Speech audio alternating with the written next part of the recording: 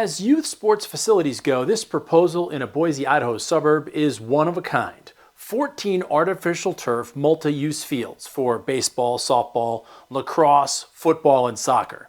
8 indoor courts for basketball and volleyball. There will be tennis and pickleball courts, a 5,000-seat stadium, hotels, restaurants, a family entertainment center, and an RV parking lot. Calling David McMenomey's vision ambitious hardly does it justice, especially considering the father of 2 and Little League coach has no experience turning a $120 million dream into reality.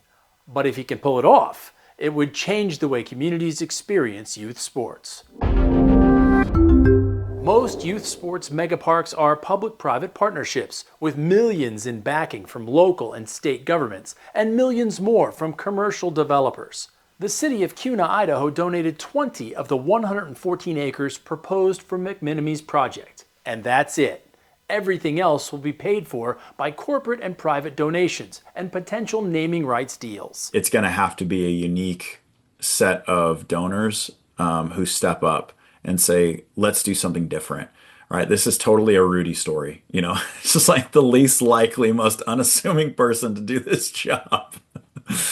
So yes, it's unique. McMenomey's vision is twofold. He wants to build a high-end complex to attract regional and national tournaments to the area. Youth sports tourism at its finest. A one-stop shop environment that caters to elite youth athletes, leagues, and their families that travel around the country to compete. You're going to bring money into the local economy there.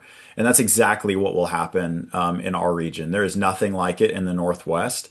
So we are planning to build hotels and have restaurants so families can enjoy themselves. This will likely attract, close to 3 million people a year into this area. So the amount of impressions that a corporate sponsor is going to get is significant. Counter to those economics is using part of the complex as a daily community center of sorts, busing kids in for a couple of hours after school so they can play pickup games with volunteer officials or learn from coaches for free. Most sports complexes, no matter the size, generate income by renting out fields and facilities for an hourly or daily fee, sometimes in the hundreds of dollars. I think we've over-monetized sports.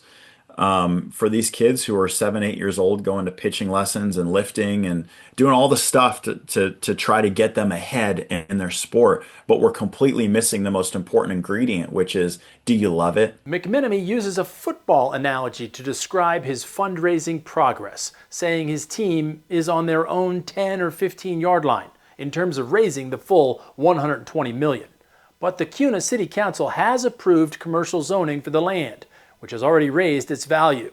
He needs that one donor to write a check that will get a shovel into the ground. I think a large corporate sponsor coming in to say, we're behind this. We see this vision. We love youth sports and we love this area. Somebody who's willing to come behind it and say, we want to put our name on a building and stand behind the legacy of what this will create.